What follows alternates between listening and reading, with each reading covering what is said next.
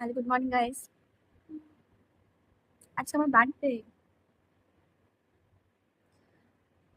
দিদি চালিয়ে গেল বার্থডের দিনে। সকালটাতে শুরু করছি দিদির হাতের চা দিয়ে, তারপর দেখা যাক কি কি করি। চলো আগে ফার্স্ট ফ্রেশ হয়ে নিই সকালে উঠে।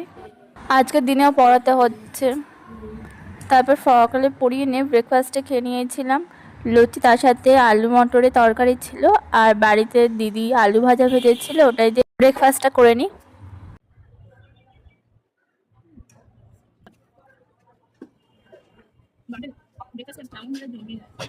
স্নান করে নিয়ে আমি ঠাকুরের পুজোটা দিয়ে দিই।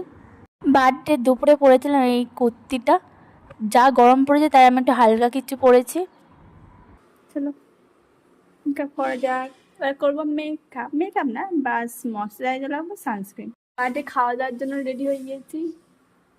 বার্থডে লাঞ্চে ছিল 5 রকমের ভাজা, শাক ভাজা, আলু ভাজা, পটল ভাজা, কুমড়ো ভাজা আর ঢ্যাঁড়স ভাজা ছিল। তারপরে এখানে ছিল চিংড়ি মালাইকারি, মাছের ঝোল, আর দিদি পায়েসটা বানিয়েছিল।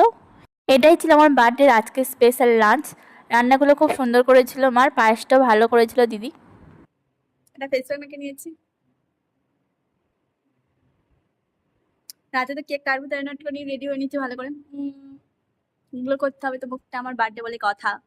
ঘুম থেকে উঠে দেখে একটা দাদা আমার জন্য আইসক্রিম নিয়ে এসেছে। সন্ধ্যাবেলা পড়াচ্ছিলাম, তারপর একটা বোন আমাকে চকলেট দিয়ে গেল বার্থডের জন্য। এটা হলো আমার ফাইনাল লুক রাতের জন্য। কেমন লাগছে অবশ্যই কমেন্ট করে জানাবে।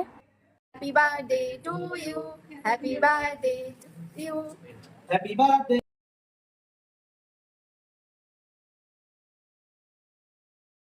বাবা উপরে টিভি দেখছে, তাই বাবাকে এসে কেক খাইয়ে দিলাম। আজ বার্থডে ডিনারে ছিল স্পেশাল দিদির হাতে চিকেন মহারানি। দিদি আজ ফার্স্ট টাইম বানিয়েছে, ভালোই খেতে ছিল।